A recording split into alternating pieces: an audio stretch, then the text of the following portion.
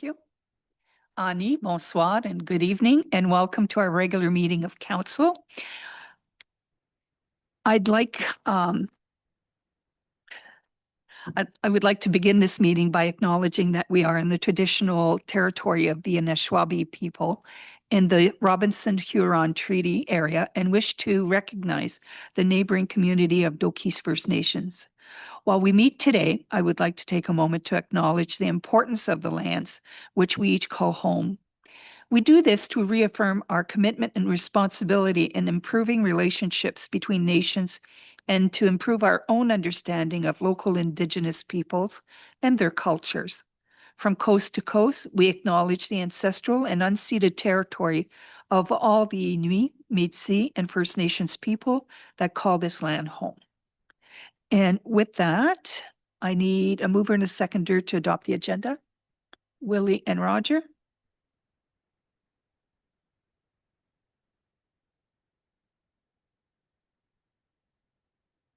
So we do have amendments, Madam Mayor, We do? Okay. for the agenda. So we have 2 items to add. So we have item 8.4.1, which is a resolution to adopt a bylaw to authorize an Ontario Fire Protection Grant transfer payment agreement with the Ministry of the Solicitor General. So that's Okay, that wasn't on the original. no, because those are additions this evening. Okay.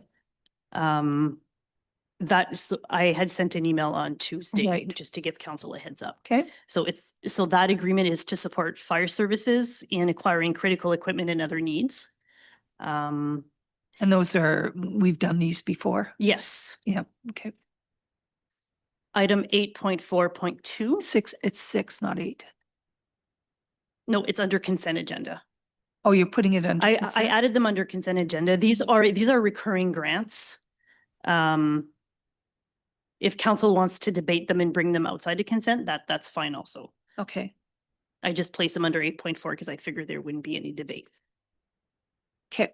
So 8.4.2 is a resolution to adopt a bylaw to authorize an Ontario pothole prevention and repair program, transfer payment agreement with the Ministry of Transportation. So that is to support smaller and rural municipalities to maintain safer roads and extend the lifespan of local infrastructure. Right. So you received the bylaws by email and the those agreements by email for your review. Okay. So then there's no 6.5.1? No. And there's no 6.6? Yes. Okay. Those So are that one stays? Yes. Okay. Yeah. So these are 2 additions. Okay. Under bylaws, under the consent agenda. Okay. All right. Okay, so we are going to be approving the amended agenda. Good. All those in favor? Thank you. Any disclosures of pecuniary interests? Seeing none. We do have a delegation tonight. Welcome. We have Kalinda, Daryl, and Christina, who represent our insurance company, Brokerlink, and you're here to tell us that our insurance didn't go up at all this year, right? Mm-hmm. Okay, well, with that smile. Okay, can you press that red the button? Gray button. Yeah. There you go. Good evening, Your Worship, members of council, staff, and members of the public. We're happy to be here tonight. I thought we'd start by presenting ourselves, your new team of brokers to your municipality. I'm Kalinda Mopelier. I've been with Brokerlink Insurance since 2013, commercial account executive. I specialize in several niche markets, a few of them being public entities, social services, healthcare, childcare, social services, so on.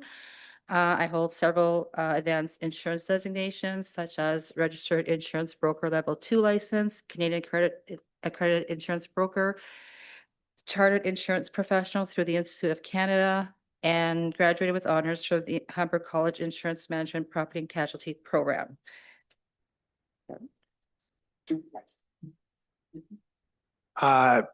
Thank you very much for having us today to get the opportunity to speak. I'm Daryl Moxham. I don't have the list and rundown that Kalinda does. as far as the insurance industry. I started with Brokerlink this summer, working with Kalinda. I feel like the most fortunate person in the world to have her as our mentor, or myself as her mentor. Not new to business as far as 25 years in Northern Ontario.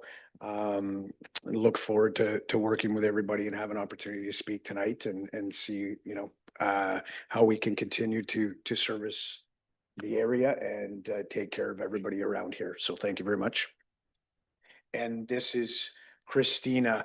One of the things I guess to touch on, one of the things that when I first got into this, my whole life has been a part of teams. And since the middle of the summer, we've been working fairly hard on creating a one-stop shop for everybody, whether it be even municipalities or small, large business. And we're very fortunate to have Christina as a part of our team now. She will be our VIP specialist on personal lines and stuff like that. So anybody in this room that we work closely with, there is an opportunity with Christina to help you with that, and I'll let her touch on that a little bit. Hi, I'm Christina Dwyer. I've been with Brokerlink for 13 years and I handle property and casualty insurance. So home, auto, recreational vehicles, trailers, watercraft, all of that stuff. Seasonals, I specifically am working closely with our commercial team, handling some of the bigger accounts, but the personal side of it. So just so that you have a dedicated broker, you don't have to be calling in, talking to different people all the time. I do what we call white glove service. So I do review every renewal. I shop it around. I make sure that you're getting the best coverage and price. And that's available to council, staff, your employees. So if they're looking at whether they're an existing client now and they want to be added to her book, or if they're looking for shopping for insurance, we can put you in touch with Christina. Perfect. So now back to the rates. Well, I'm hoping you're going to be pleased with the rates as we are. Over the past few years, I know during the hard market cycle, you've seen some pretty hefty rate increases. Most municipalities were seeing from 2021 to, I would say, end of 2024, anywhere from 20% to 30% rate increases. Again, just the effects of insurance is usually traditionally either hard market or soft market cycle. And we definitely prefer the soft market cycle where we have some negotiating power with the insurance providers. So for your municipality, we have three providers that insurers that we work with. One being for your cyber policy, we have that through CFC Underwriting Limited. And looking from last year compared to this year, that premium coverage and limit has stayed the same. The cyber policy was $4,855 plus applicable sales tax. And the cyber policy fee last year was $150. The only change on that this year, their fee is $185. So it did go up $35 on the fee portion of it. Then we have the standalone firefighters accidental death and disability policy with VIS of Canada, which they specialize in that market. And again, the premiums from expiring term was $2,138 plus applicable sales tax. And same premium again this year. There's no rate increases there, which happy to see. Your other remainder of your package is with one of our manager general agent partners called Intact Public Entities, IPE for short. And I'm not sure if you have the proposal in front of you or if you had a chance to review it. There was a page on the proposal, page 18, which is called the cost analysis, which breaks down the coverage line per line, and it has a expiring program term versus the renewal term. And all the policies premiums have stayed the same. The only one that has changed, which is a very minimal increase, is the property, which takes into account the property value inflation at renewal. So that said, within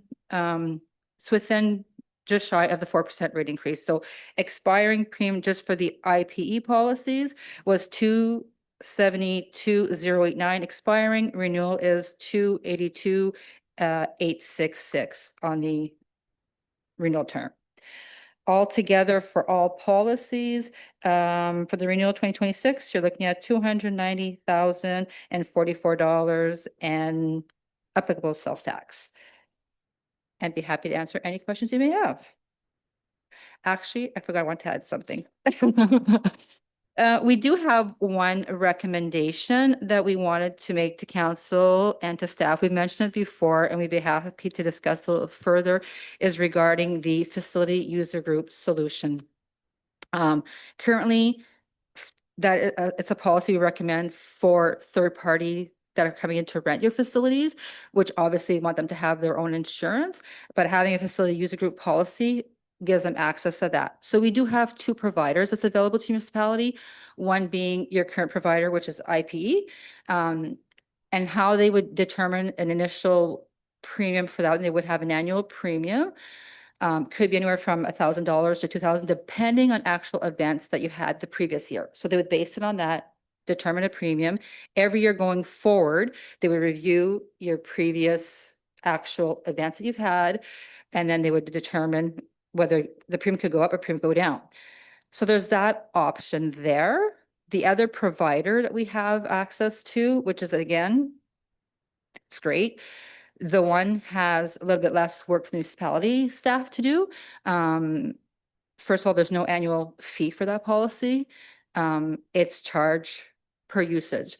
So this other provider, we can set up a meeting with staff, whether in person or virtually, and they would explain to you how the program works. They would help your staff. They would design, there's a website, they would help you, they would be designed, and anybody who's coming in, for example, John Smith on the street is coming in, he's gonna have a birthday party next week for his son, and he wants to rent out building A for it. You would lead John to the website. John would go on there, put the details, I'm having a birthday party, what the date is, how many people will be there, puts all his information at the bottom. It would spit out what the cost would be for that one day event. Could be $50, depending on what he puts into it. And then he would make the payment right then and there. And then his certificate is issued for that event. Municipality gets a copy of it automatically as well, being added as additional insured with respect to that event. So if something happens at the event, that main policy for that gentleman who rented that rental that night, and you're also listed. It's a win-win. We always want to make availability to let you know that there's both options for you. They're both great. End of the day, it breaks down to the same because you're being charged for actual events.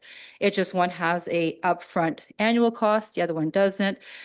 The other one is much easier for your staff to handle, lots of less headaches and work on for your staff.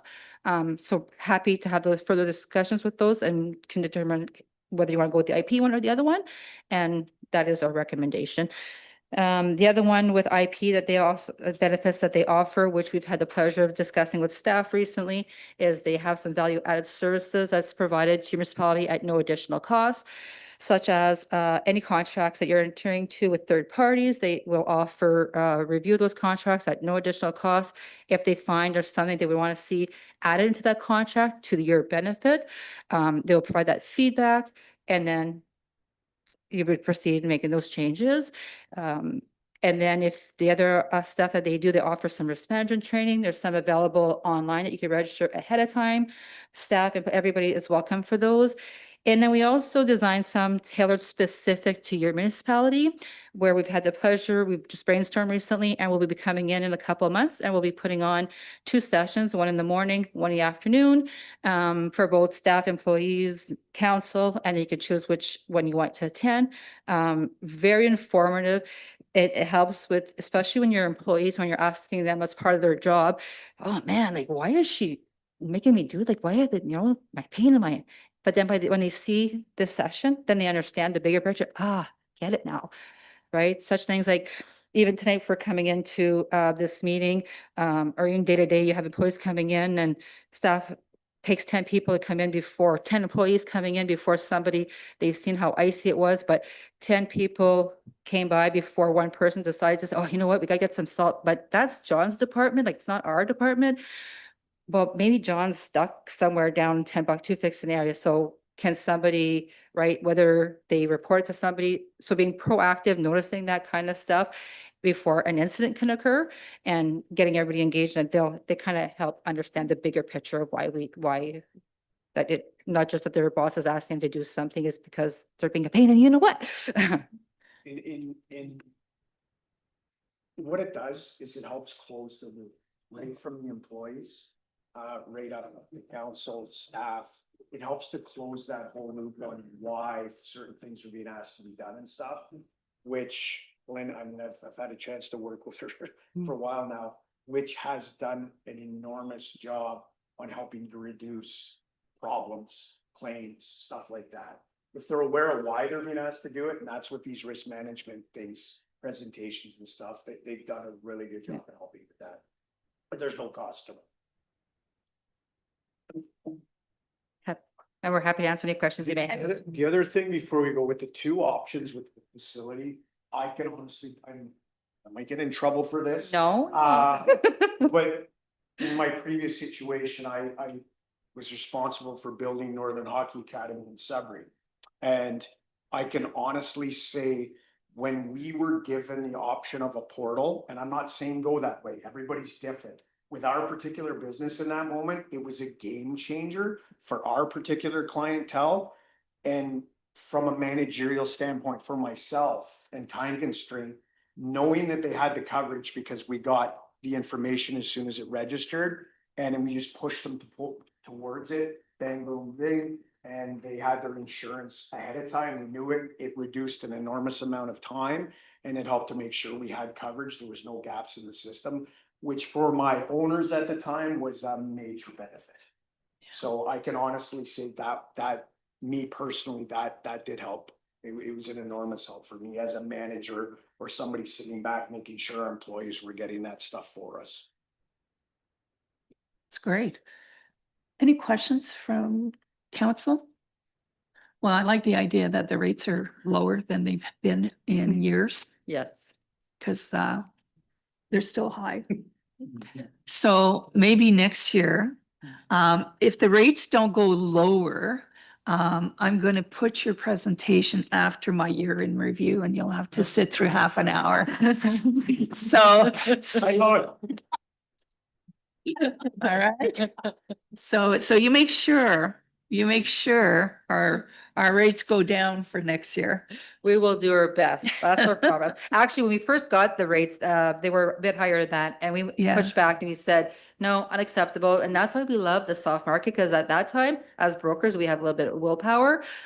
So happy to say that our MGA partner, Intact Public Entities, they're really great that way. And they did. They went back and they kind of found, because again, when we go to Intact Public Entities, they also have subscribers that come on, right? It's not just strictly them that are providing the coverage. So for example, when you look at your, say your property policy, they have to go to their niche market and say, okay, we have this client who has 340 million property value that we need to find coverage for. So then you might have Intact Insurance Company, the regular Intact Insurance Company, and say, we'll take on 50% of that risk. Then they can find somebody in Lloyd's of London who say, we'll take on 20%, so on and so forth, until they make up the full 100%. So when we push back on them, then they had to go back and push back, say, well, Kalinda Montpellier pushed back on me, and I need to push back on you now to come back and reduce those rates. So a lot of the stuff has been behind the scenes. So we'll always keep doing that for you. That's great. She's not scared to push back, by the way. No, that's good. That's what I like to hear. Not just That's what I like to hear. That's great. Well, thank you. I know you guys are working hard for us. So thank you very, very much. And thank you for the little swag. Our And- pleasure. And we'll see you next year, Nope. and we'll determine at We'll be what point of the agenda you go on. Well, we'll be back before then for the risk management session. Okay. May 12th? May 12th. And So hopefully you'll, if it is something you do want to take in just to get a better understanding, absolutely. Please, Cool. thank you. Cool. and if you ever want to do a further session, just like even a deep dive on the full, what I like to do normally is when we review, I'd like to do a full session. So whether it's a training session, I like to pull that full proposal apart and actually go through the whole, here is what your liability policy covers you for. So if you ever want to take advantage of that, happy to do that, where we can do a whole full. It could be an hour, it could be 2 hours, depending on how much Clint likes to talk Right. and how many questions. But, That's great. Well, thank you again You're for welcome. coming and doing your presentation. and there's treats in the other room for when you're done. Take them home. All Thank you right. so much. You're quite welcome. Yeah, oh, we have a motion, yes. Yeah, we need a resolution to approve the premium, yeah. premium, and, yeah. Approve the thing, it's up to the resolution. That's okay. So I need a motion to approve the premium increase. So I have Dave and Roger. So be resolved, the council approves the municipal insurance program renewal with Brokerlink for 1-year term period from January 15th, 2026 to January 15th, 2027, in the amount of $282,866 plus PST. Thank you. All those in favor? Great. Reluctantly, yeah. Well, you know, when you're looking at almost 300,000 for insurance for a small municipality like ours, it's tough. It's tough. All right, thank you. Have a good evening. Good drive back.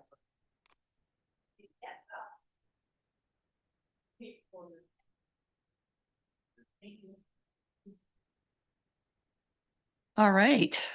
So we'll move on to the annual mayor's year in review for 2025.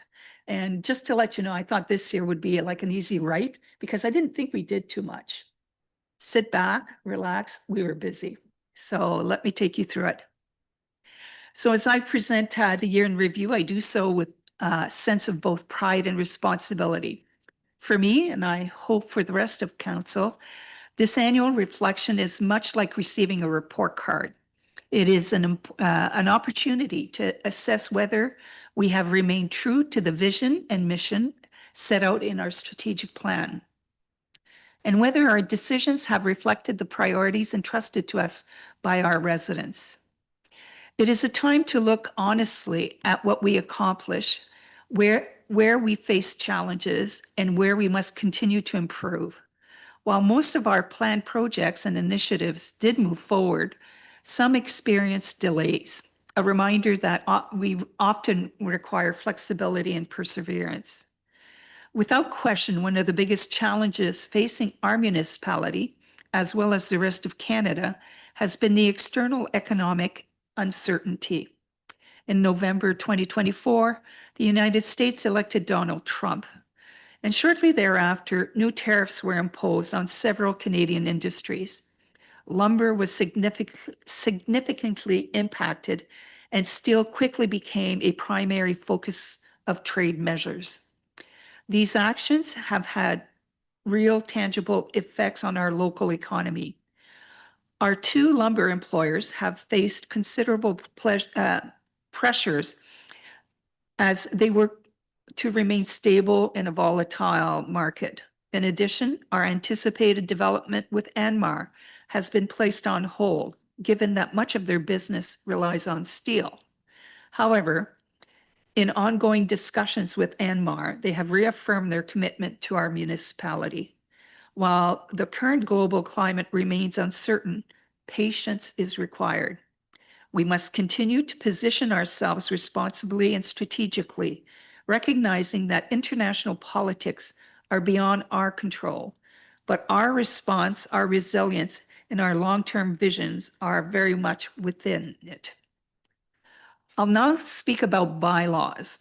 Bylaws form the foundation of responsible municipal government.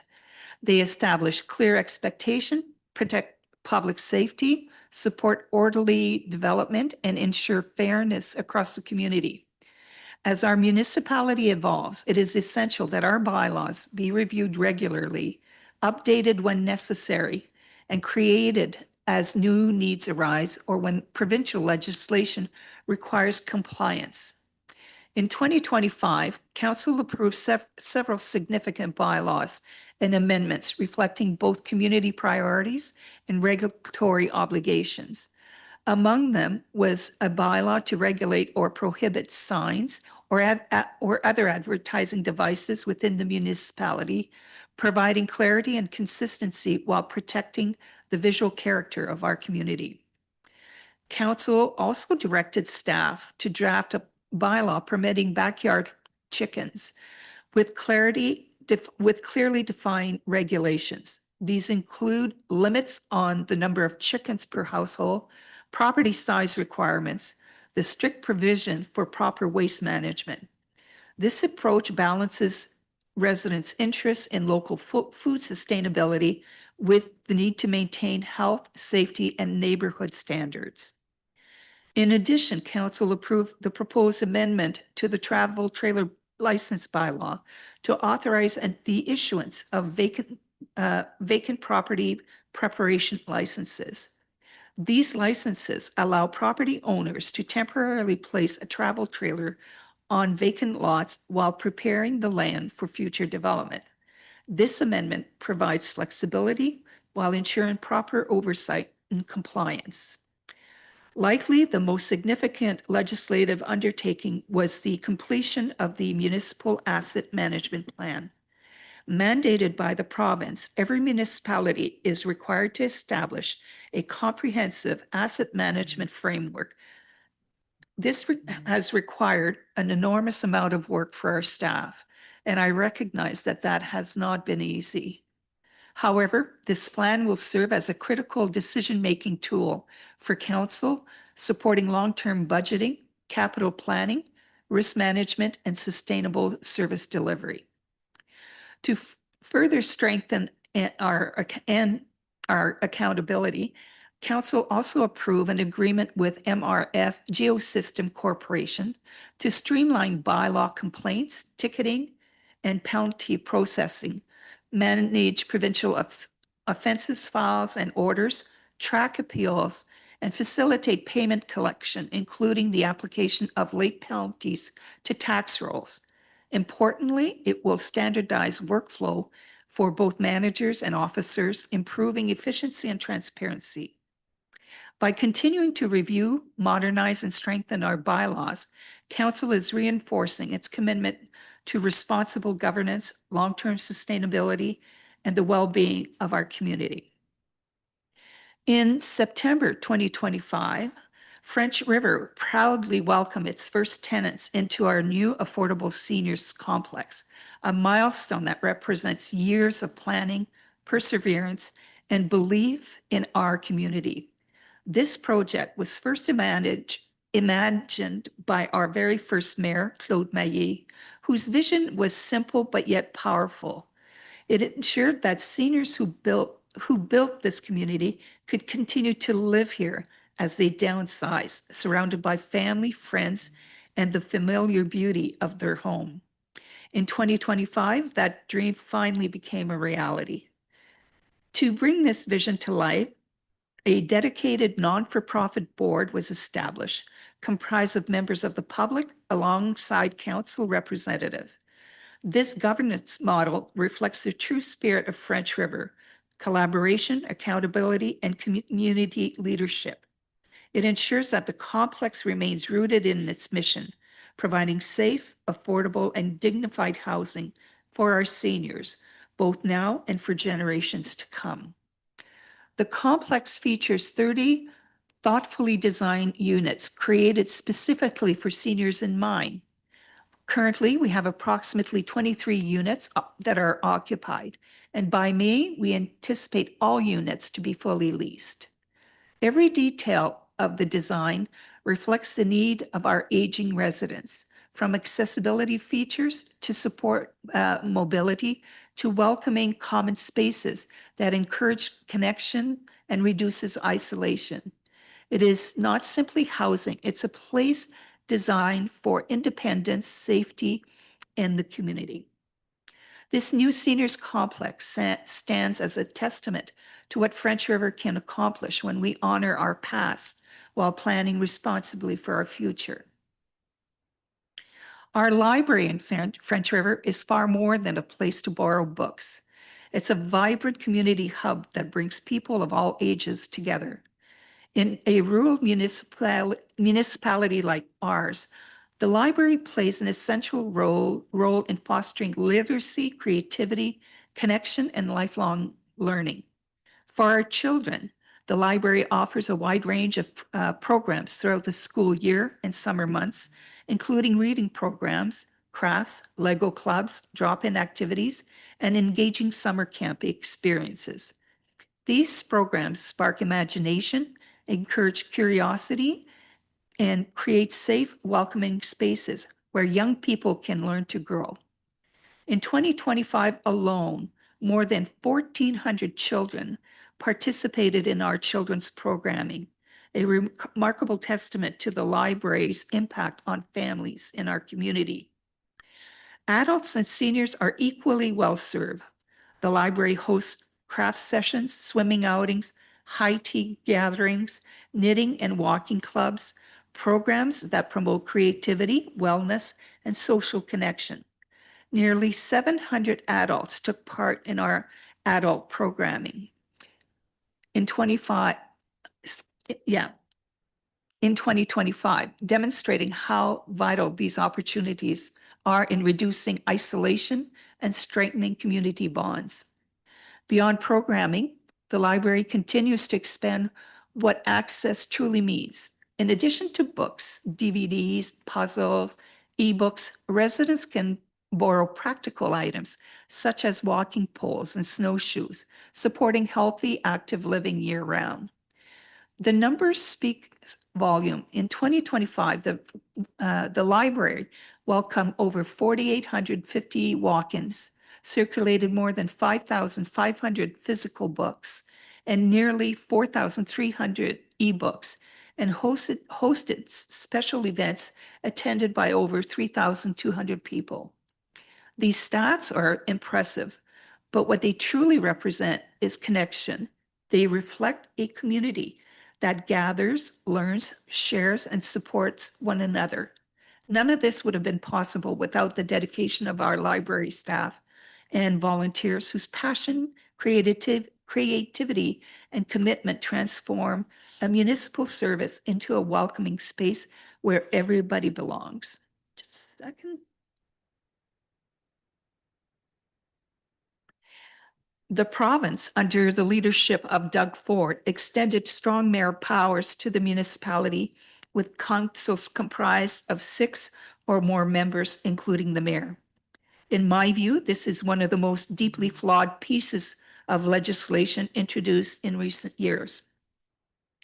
Granting a head of council the authority to override the collective will of council undermines the very foundation of local democracy. Municipal governance is built on collaboration, deliberation, and shared accountability. Concentrating that level of unilateral authority in a single office moves us away from the democratic principles and towards a model that risks eroding public trust. This legislation also reflects a troubling pattern of the province's downloading responsibility onto municipality, while simultaneously consolidating power at the local level. The authority to unilaterally terminate senior staff, override budget decision, or veto bylaw is not only unnecessary, it is fundamentally inconsistent with the spirit of representative governance. I stated last year, and I'll reiterated it today, that as mayor, I will not use these power. I firmly believe that every member of council, along with our municipal staff, play a critical role in representing the interest of our residents, particularly when it comes to significant financial and policy decision. A healthy municipality depends on respectful debate, transparency, a collaborative decision-making. No mayor should have the authority to unilaterally impose a personal agenda over the express will of council. On a good note, one truly special moment in 2025 was the long-awaited release of the short film, An In-Depth Look at the Life and History of French River. featuring our very own Dean Wenborn. Thanks to MCTV, along with Ian Campbell and Alex Lamotte, we were able to preserve an invaluable piece of our community's history. Through Dean's remarkable institutional memory and the voices of others featured in the documentary, MCTV beautifully captured the deep-rooted traditions, resilience, and the spirit of people who built French River. It is more than a film. It is a tribute to generations whose dedication shaped the community that we all are proud to call home. Following its release in March, hundreds of viewers from near and far expressed their appreciation and delight in seeing the story preserved in such a meaningful way. The response was overwhelming. In fact, MCTV replayed the documentary in its entirety over the Thanksgiving weekend, a true testament to how deeply this project resonated with our residents and beyond. Most importantly, this documentary ensures that our stories, our values, our lessons learned will not be forgotten, but instead passed on to future generations so that they may understand where they came from and feel inspired to shape where we would be going. Again, we are truly grateful to MCTV and to Ian Campbell for making this project a reality. One issue that continues to demand Council's focused attention is household waste management. A significant hurdle had been securing approval from the Ministry of Environment, Conservation and Parks for the proposed 2 bin sites. After waiting well over a year for direction, we met directly with the minister and senior staff ministry official in August. At that meeting, we were assured that a response would be provided by the end of September, and correspondence was received within that time frame. However, final approval remains outstanding. At the same time, the transfer site on Shaw Road had been scheduled for closure in August. Members of the Trout Lake Association, along with other residents who rely on the site, appeared before Council to formally object. Council took those concerns seriously. Over the course of 3 months, Council and staff engaged in thorough discussions with residents, carefully reviewing the implications of the proposed closure and the importance of maintaining accessible waste services in that area. As a result of that engagement, revisions were made to the original proposal. Council directed staff to prepare it and report back on a revised waste bin system with clear parameters. The Shaw Road transfer site would remain open, and Council would explore contracting out the bin service to ensure operational efficiency and long-term sustainability. We are currently in the process of researching and preparing the new parameters established by Council to be presented to Council in 2026. The municipality will resubmit its amendment application to the ministry for approval. Once approved, a competitive procurement process will be undertaken to seek bids for servicing the bins. I will follow up directly with the minister to obtain clarity on the status of our application. This matter has been under review for an extended period of time, and our residents deserve a timely resolution. When we speak about our volunteer firefighters, we often focus on their courage, their training, and their willingness to answer the call at any hour of the day. And rightly so. But tonight, I want to speak about the people who also answer that call, the families waiting at home. In November, firefighter and association president Justin Séguin and firefighter and association vice president Rob Felder came before Council to request funds to honor not only our volunteer firefighters, but more importantly, their families. In a moving presentation, they reminded us of something that we don't often see. When the pager goes off, our firefighters leave immediately. but their families are left behind with uncertainty. They have no idea how serious the call may be. They don't know what their loved one is walking into. They don't know when they'll return or in what emotional state they will come home. Behind every volunteer firefighter, and I can't emphasize this enough, the word is volunteer firefighter, there is a spouse, a partner, children, parents, brothers, sisters, who quietly carry the weight of uncertainty. They live with interrupted dinners, missed celebrations, sleepless nights, and the silent aftermath of the difficult calls.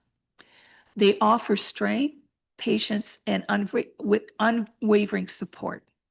Their sacrifice is constant and it is profound. Council is committed to honoring the families through an evening of celebrations, which will take place in 2026. In the fire department's final quarterly report, we saw a striking increase in calls for services.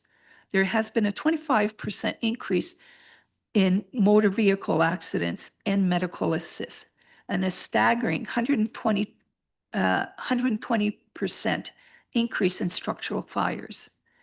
These numbers do not even include the mutual aid response provided to our neighboring municipalities. On a positive note, our fire department was able to donate equipment that is no longer certified, yet still valuable for training purposes, to the firefighter training program at Cambrian College. It is encouraging to see our resources continue to support the next generation of firefighters. As we approach International Women's Day, I'm especially proud to share that 6 of our 30 firefighters are women, representing approximately 20% of our department in what has been a traditionally non-traditional career path. The presence strengthens our team and reflects the evolving face of leadership and services to our community.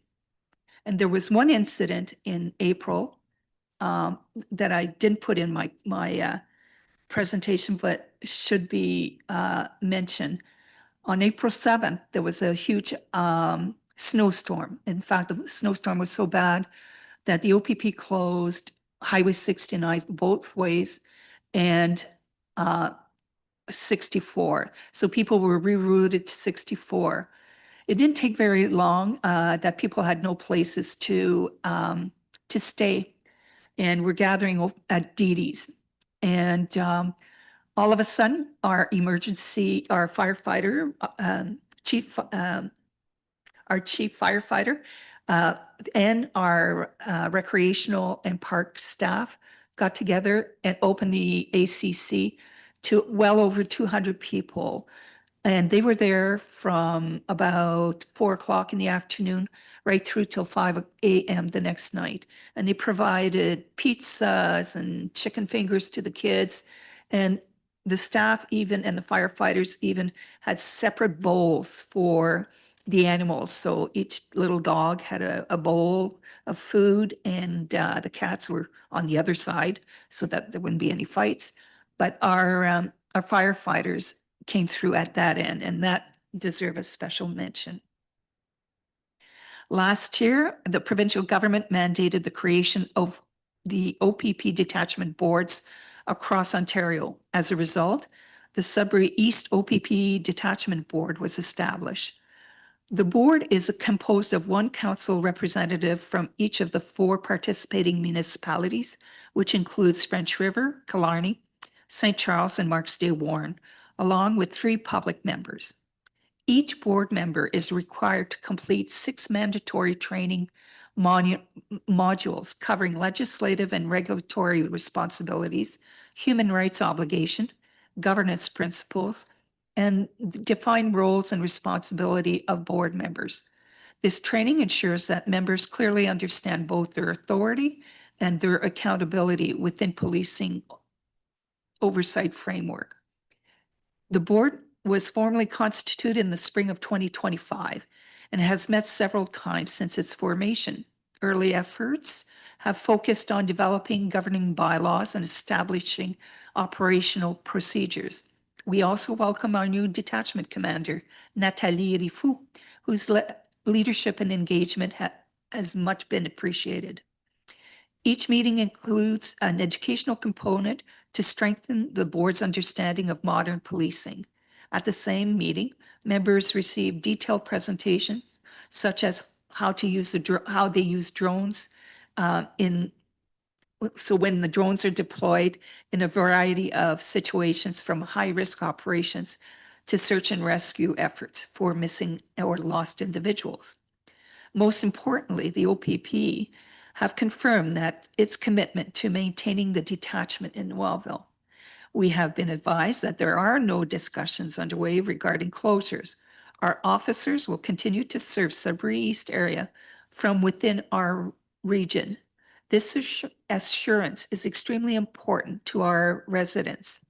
Public safety remains a fundamental priority for Council, and we will continue to advocate firmly to ensure that our community receives the policing presence and protections it deserves.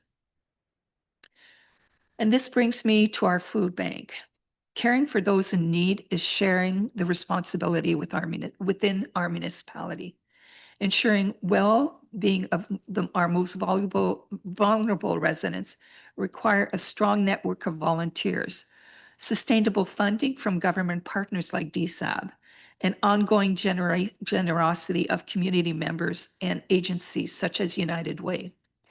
It truly takes a collective effort to maintain the vitality and compassion that defines French River. The food bank, together with the Christmas basket, continues to assist between 80 to over 100 families every month, providing access to nutritious food for individuals and households experiencing food insecurity. This critical service ensures that no one in our community is left without support during these difficult times. Behind these numbers stand a dedicated team of approximately 20 volunteers who devote countless hours to organizing, sorting, and preparing food hampers with compassion and respect. Though the food bank is only open once a month, volunteers work throughout the month to respond to emerging needs. Their efforts are guided by discretion and dignity, as protecting the anonymity of our clients remain a fundamental priority. 2025 was filled with successful events such as our community get-together with community get-togethers in meaningful ways. Signature events such as the family baseball tournament, and just last weekend, the family hockey tournament, continued to draw thousands of people to our municipality. These gatherings create opportunities for family reunions and lasting memories. Our Municipal Earth Day celebration was also a tremendous success. Hundreds of people participated either as vendors or attendees. Recycling was the focus of the day, and in just a few short hours, many left with a greater understanding of environmental responsibility and sustainable practices. Seniors Month in June was another highlight as we recognized 3 outstanding seniors in our community. A special luncheon was served by our volunteer firefighters, OPP officers, paramedics, council members, and staff, which is a wonderful example of collaboration and appreciation for those who had contributed so much to our municipality. Canada Day was celebrated with musical entertainment, a council and staff barbecue, children's activities, multiple vendors, and an exceptional firework display. Throughout the summer, hundreds of residents also enjoyed our Concert in the Park series, which continues to be a shared seasonal tradition. The holiday train once again drew hundreds of attendees. Buses were provided, staff served gallons of hot chocolate, and generous donations of food and funds were collected in support of the Christmas Basket program. We are grateful to our staff, volunteer firefighters, the OPP, and our paramedics for ensuring safety of all those who attended. In December, we also featured our volunteer appreciation evening, where we honored the many individuals who gave their time so generously throughout the year. Looking ahead, I would like to explore hosting this event in late summer to better accommodate those who volunteer during the spring and summer, but flock to warmer weather in the winter. The year concluded with a parade of lights, which made possible again through the generosity of Chartrand Lumber. The library and recreational staff went above and beyond in creating a beautiful municipal and library float. And it was inspiring to see the creativity and the holiday spirit reflected through the parade. We are also delighted to welcome NCTV personalities to join our float. They truly embrace the experience, and we enjoyed having them celebrate with us. And we never forget our resident Santa, which is sitting just not too far from me. In 2025, further improvements were made to the Wally Lamondin Park, thanks to the generosity of the Canada Foundation. Washroom facilities are underway to better serve the residents and visitors who enjoyed the beach, with additional enhancement planned for 2026. The Canada Foundation is ongoing, and the Canada Foundation's ongoing support of our waterfront is invaluable. Just before Christmas, the municipality received their largest donation to date of $24,000, for which we are sincerely grateful. The municipality also experienced an important internal change, beginning with the retirement of our treasurer, Mark Flitty. Mark's contribution over the years has been invaluable, and while we'll certainly miss his unique sense of humor, we are incredibly fortunate to welcome Julie Allen to our team. From the outset, Julie integrated seamlessly into our organization, matching Mark's wit, by the way, but more importantly, bring strong financial expertise and steady leadership. Within just a few months of joining us, she presented her first municipal budget with confidence and professionalism. It's no small task. She began her tenure facing an immediate increase of nearly 1.5% in uncontrollable costs, including obligation related to OPP services, ambulance, social services, and public health, among others. Navigating these pressures while maintaining fiscal responsibility is challenging under any circumstances, and Julie has approached it with diligence and dignity. Additional internal transitions are anticipated for 2026 as we continue to evolve and strengthen our organization through our succession management plan. So stay tuned. As I conclude this year in review, I would like to take a moment to acknowledge and sincerely thank the individuals who truly keep this municipality running every single day, and that's our staff.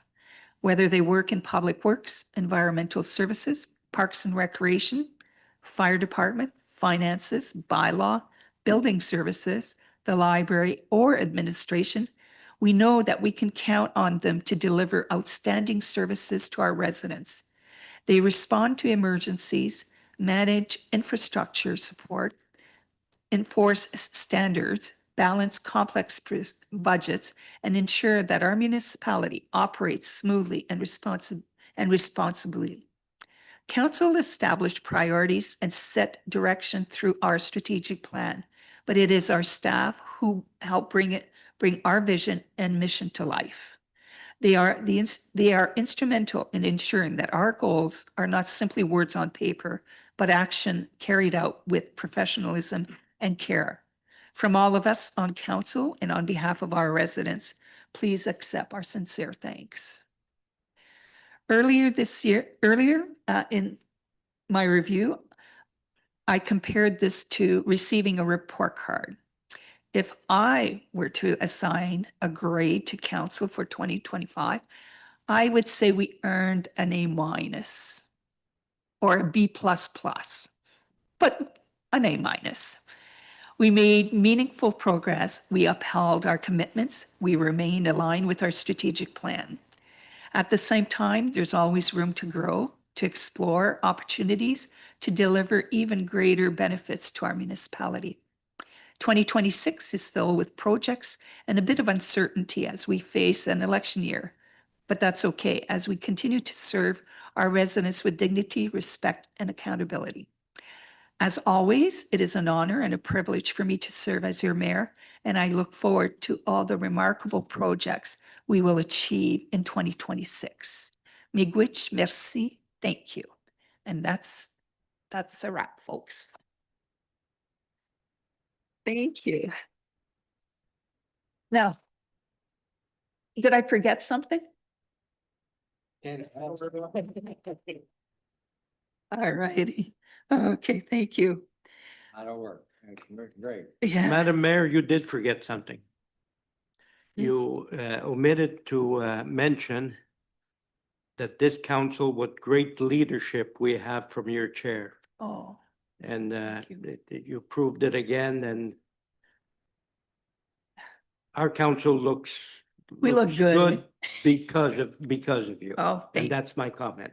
oh, thank you. I'll second that, Bob. All right. Okay, let's get through the rest of this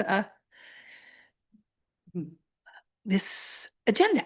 Okay, so under general governance, 6.1.1, we need a resolution to approve the attendance of the fall as for 2026 conference.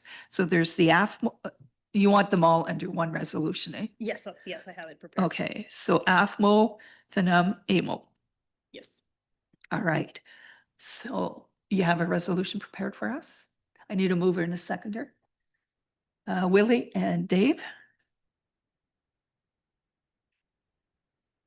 So be it resolved that council approves that the following members of council attend the following conferences in 2026. So AFMO conference being held in Sudbury, March 25th and 26th.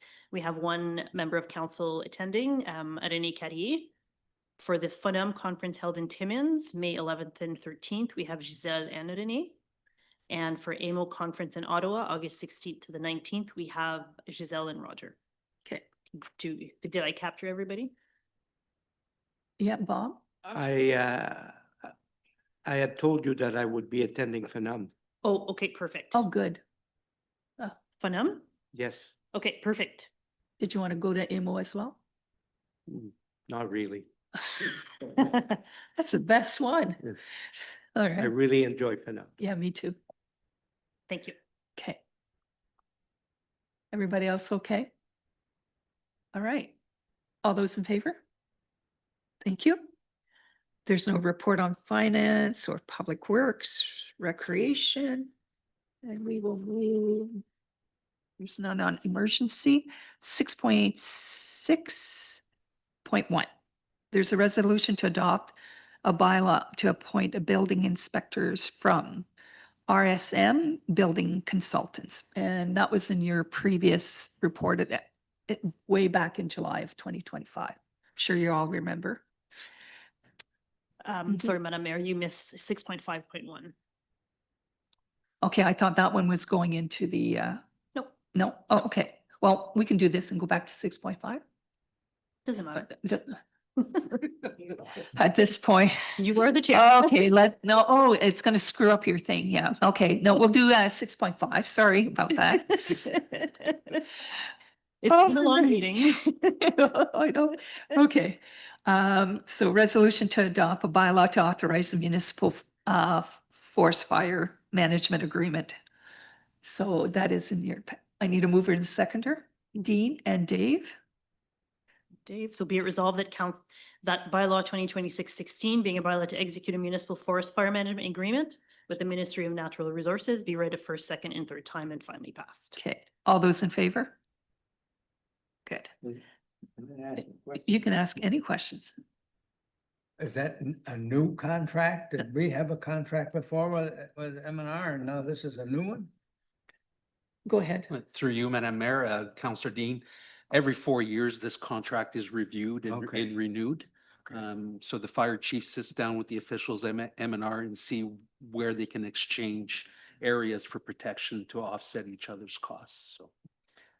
It's a very extensive It is. contract when you read it. It's It pretty is. detailed and For the But- public's information, if I may, Madam Mayor, there's certain areas within our municipal jurisdiction that our forces, as good as they are, just can't get to. Yeah. Or- And in entering into this agreement, we'll exchange areas that we can't cover with areas that we can cover on behalf of the Crown land.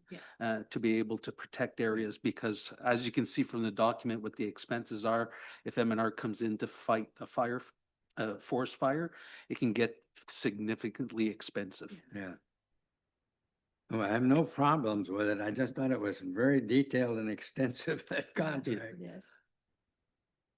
All right, and then we'll move on to what I skipped. So the resolution to appoint a bylaw to appoint building inspectors, et cetera, that we discussed way back last year. Okay, you remember that one? Okay, I need a mover and a seconder. Bob and Roger. Be resolved that bylaw 2026-12, being a bylaw to appoint building inspectors from RSM Building Consultants, be read a first, second, and third time and finally passed. Okay, thank you. All those in favor? Thank you. Okay, I need a resolution to adopt the items contained in the consent agenda. Willie and Dave? Thank you. So this includes the minutes and the two bylaws that we've added to Correct. the agenda. Correct. So that council approves the items of the consent agenda under section 8.1 and 8.4. All right. All those in favor? Thank you. Okay, there are no notices of motions. We'll go to announcements and we'll stop with you, Roger. Thank you, Madam Mayor. One thing I have to say, thank you very much for your speech. I know you put a lot of work into it. And I didn't realize that we did that much work last year. I could tell that we did lots by the length of your speech. Thank you very much, Mayor.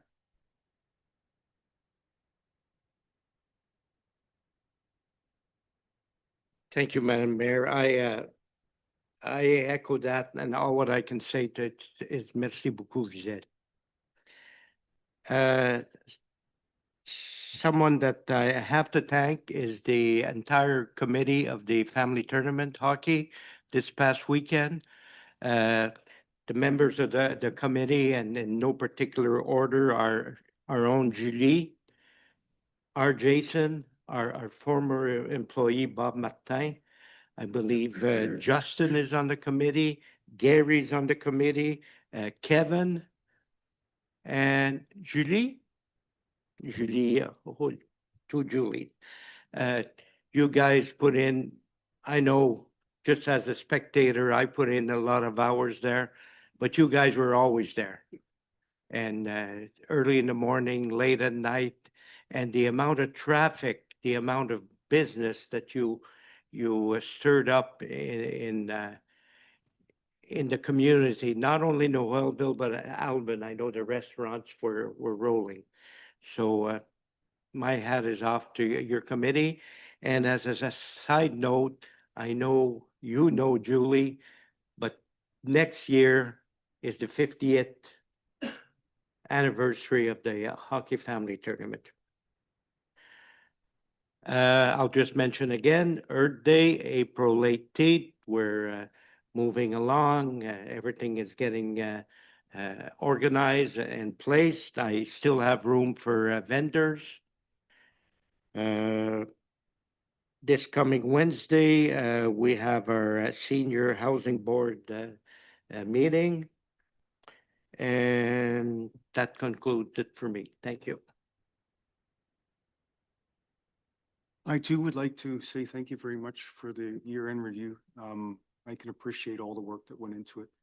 I have nothing further to add. Thank you.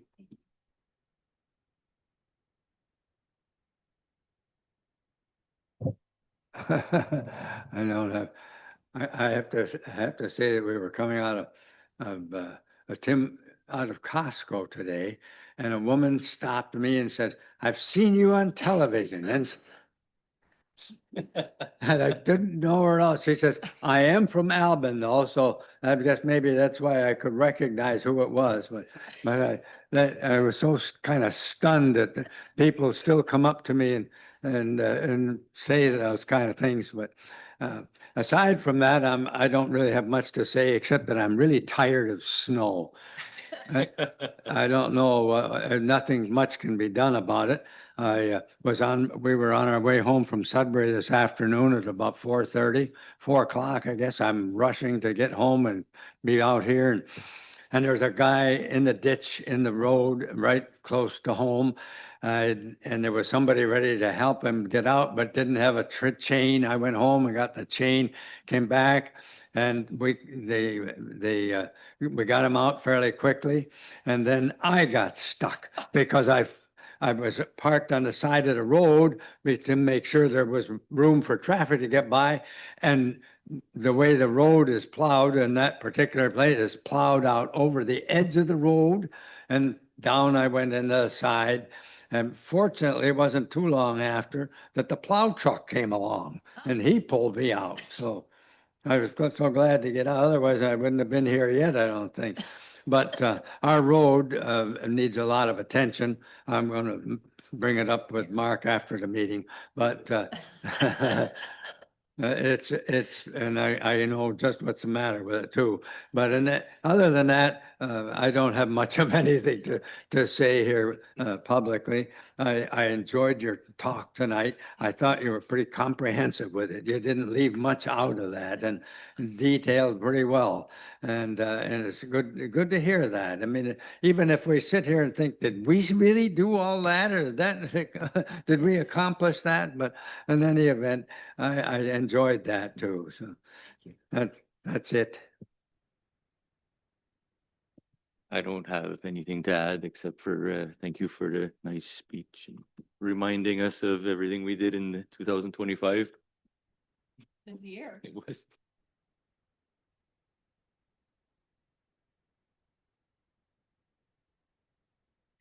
All right. And Bob, thank you for expressing thanks for the hockey tournament. That was something else. I thought for a little while there, we were in the summer with all the traffic that we get because it's normally so quiet in the winter. So anyway, so I need a resolution to adopt the confirmation bylaw. Dean and Willie? All those in favor? Thank you. And I need a resolution to adjourn. Oh, let's see. Roger and Bob, I'm just, yeah, you really wanted that one. All those in favor? All right, with that, wishing everybody a good night.